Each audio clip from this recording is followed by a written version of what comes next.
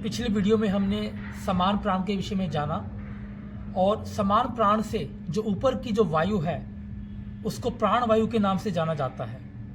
प्राण, जैसे कि इसके शब्द में ही इसका अर्थ छुपा हुआ है। प्राण यानी आपके जो पूरे शरीर में व्याप्त है। प्राण जो आपके शरीर को गति देता है, जिससे आपका जीवन चलता है, और इस प्राण वायु के बिना आपका जीवन असंभव सा लगता है। अगर प्राण वायु के क्षेत्र की बात की जाए तो हमारे गले से हृदय के बीच का जो क्षेत्र है वह प्राण वायु का होता है। प्राण वायु हमारे हृदय क्षेत्र में निवास करती है। इस हृदय क्षेत्र में ही आपका अनाहत चक्र का निवास होता है। अनाहत यानी कुछ ऐसा जो आपको डिस्टर्ब ना कर पाए। अर्थात जब प्राण वायु आपकी बेहतर होती है तो आपका रेस्पिरेटरी सिस्टम बेहतर होता है। आपका रेस्पिरेटरी सिस्टम, सांस लेने की जो श्रृंखला है, श्वास नली, ये सब प्राण वायु के भीतर आती है। अगर प्राण वायु प्रकोपित हो जाए तो आपको श्वास संबंधी समस्याओं का सामना करना पड़ सकता है। आपके लंग्स, हार्ट भी आपके प्राण वायु के भीतर आते हैं। अर्थात हार्ट और लंग्स से जुड़ी हुई समस्याएं प्राण वायु के प्रकोपित होने से होती है। हृदय गति का अनियंत्रित होना, उसका तेज गति से बढ़ना, या कई तरह के पैनिक डिसऑर्डर हो जाना, जहाँ की लंग्स का इन्फेक्शन, लंग्स की कमजोरी, जो आजकल बहुत सुनने को मिलता है। इसका सबसे बड़ा कारण है कि आपकी जो प्राण वायु है वही सही ढंग से कार्य नहीं कर रहा।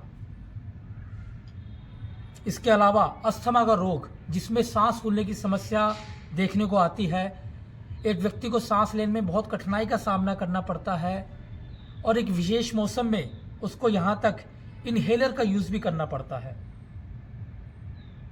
तो इसके लिए हमें अपनी प्राण वायु को बेहतर करना ही होगा। श्वास जो आपकी नासिका से शुरू होकर सीधा आपके हृदय के क्षेत्र में जाता है, ये स्थान आपके प्राण वायु के भीतर आता है। तो इस प्राण का आपको विशेष ध्यान रखना होगा। आपके थाइमस ग्लैंड का जो कार्य है वो भी आपका प्राण वायु संतुलित करता है। हृदय क्षेत्र में ही हमारा T4 सेल होता है और T4 सेल का प्रमुख कार्य है आपके भीतर इम्यूनिटी सिस्टम को स्ट्रॉन्ग बनाना। अगर ये T4 सेल्स आपका प्रकोपित हो जाए, बिगड़ जाए, तो आपकी इम्यूनिटी बिगड़ सकती है और आप जल्दी बीमारियों के क्षेत्र में आ सकते हैं। यहाँ तक कि अगर प्राणायाम को सही ढंग से कर लिया जाए तो वो साधनात्मक पक्ष पर ज़्यादा बेहतर रिजल्ट देते हैं। योग आसनों की बात की जाए, आपको उन आसनों का चुनाव करना चाहिए जिसमें आपका छाती और गले का हिस्सा बेहतर स्ट्रेच होता है। इसलिए बैक बेंडिंग के जितने भी आसन हैं जिसमें आपकी कमर पीछे की ओर मुड़ती है, इसमें भुजंगासन, धनुरासन, उष्ट्रासन, चक्रासन या सेतुबंध आसन आपके लिए विशेष उपयोगी होंगे। इन बैक बेंडिंग आसनों के अभ्यास से आपका छाती और हार्ट का हिस्सा बेहतर स्ट्रेच होता है, जिससे आपके लंग्स बेहतर कार्य करते हैं, उसमें ऑक्सीजन लेने की क्षमता बढ़ जाती है और आपके अंदर से बीमारियों का डर दूर हो जाता है। आने वाले वीडियो में हम जानेंगे अपने उदान प्राण के विषय में।